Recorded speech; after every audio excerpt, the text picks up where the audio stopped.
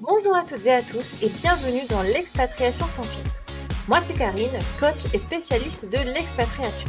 Aujourd'hui on va aborder un sujet qui est à la fois très subtil, très personnel et pourtant absolument central quand on décide de vivre à l'étranger. Comment s'intégrer sans se perdre?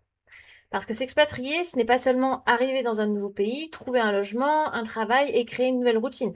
C'est aussi entrer dans un environnement qui a ses propres codes, ses attentes, ses façons de fonctionner et qui, naturellement, va vous demander de vous adapter. Et cette adaptation, elle est nécessaire. Mais elle pose une vraie question. Jusqu'où s'adapter sans s'effacer, sans se perdre soi-même? Parce que bien évidemment, entre rigidité et suradaptation, il y a un équilibre à trouver qui est un petit peu délicat. Il n'est pas toujours évident. Je ne suis pas là du tout pour vous donner une réponse toute faite, mais je suis là pour vous aider en fait à comprendre ce qui se joue, pour que vous puissiez trouver votre propre positionnement. S'intégrer, ce n'est pas devenir quelqu'un d'autre. Quand on arrive dans un nouveau pays, il y a souvent une envie très forte de bien faire, de comprendre les codes, de ne pas faire d'erreurs, de s'adapter rapidement, de montrer qu'on est respectueux, normal, hein, ouvert, capable de s'intégrer, etc. Et cette intention est très saine, mais parfois, elle peut glisser vers quelque chose de plus insidieux, une forme de suradaptation.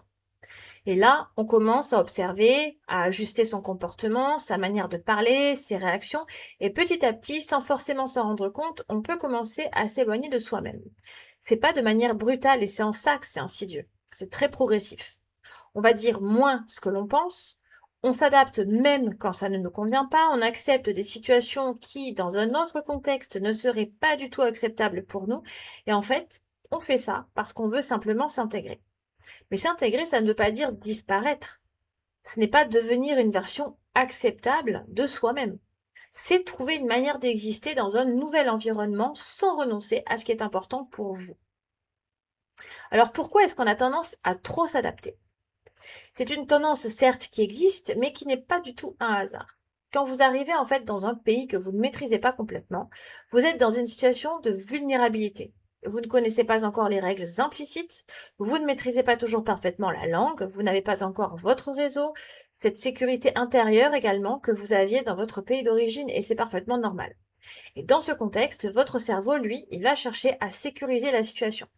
Alors comment est-ce qu'il s'y prend exactement? Eh bien, tout simplement en s'adaptant. Mais qu'est-ce que ça veut dire s'adapter en l'occurrence?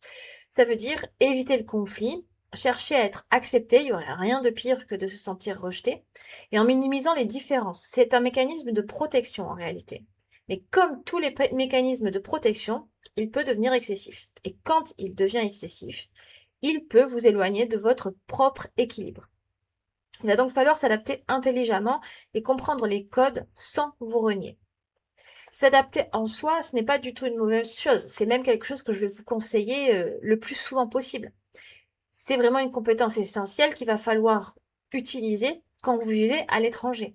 Mais il faut faire la différence entre s'adapter et se renier. S'adapter, c'est comprendre le contexte dans lequel on évolue, c'est observer, écouter, apprendre ce qui se passe autour de nous. Ajuster certaines choses également pour faciliter la communication, pour éviter les malentendus, pour mieux naviguer dans un environnement différent. Mais s'adapter intelligemment, c'est aussi savoir faire la distinction entre ce que vous pouvez ajuster et ce que vous ne voulez pas abandonner. Par exemple, vous pouvez adapter votre manière de communiquer, d'interagir dans un cadre professionnel notamment, votre manière d'aborder certaines situations, mais ça ne veut pas dire, pour autant, que vous devez renoncer à vos valeurs, à vos limites ou à ce qui est fondamental pour vous. Et cette distinction est essentielle parce que sinon, vous risquez de vous retrouver en fait dans une situation où vous êtes intégré en apparence, mais complètement désaligné intérieurement.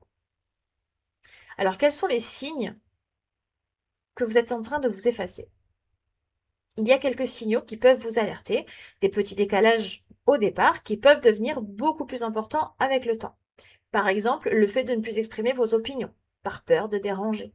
Le fait d'accepter des situations qui ne vous conviennent pas, comme on l'a dit, simplement pour éviter le conflit ou pour ne pas faire de vagues. Le fait de vous sentir en décalage avec vous-même, sans forcément savoir pourquoi. Ou encore cette sensation de fatigue émotionnelle, comme si vous étiez constamment en train de vous ajuster sans jamais pouvoir vraiment relâcher. Et ces signaux, ils ne sont pas là pour vous faire culpabiliser, ils sont justement là pour vous éviter de trop vous effacer. Il faut réajuster le tir. Il faut trouver un équilibre entre adaptation et affirmation. L'objectif, ce n'est pas de rejeter l'environnement dans lequel vous êtes, ce n'est pas non plus de rester figé dans votre manière de fonctionner d'origine, mais ce n'est pas non plus de vous dissoudre dans ce nouvel environnement. Il va falloir trouver ce fameux équilibre. Et c'est cet équilibre qui va vous permettre de faire plusieurs choses. Notamment comprendre le contexte dans lequel vous évoluez. Vous adapter également quand c'est pertinent et pas à tout bout de champ. Mais aussi rester connecté à vous-même, c'est primordial. Cet équilibre, il est personnel. Il dépend de votre personnalité, de vos valeurs, de votre sensibilité et de votre projet de vie. Il n'y a pas une seule bonne manière de s'intégrer, il y a la vôtre. C'est pour ça qu'il n'y a pas de réponse universelle en la matière. Alors, comment construire une intégration qui vous ressemble? Avec le temps, en fait, ce qui est très intéressant, c'est que vous allez créer votre propre manière d'être dans ce pays.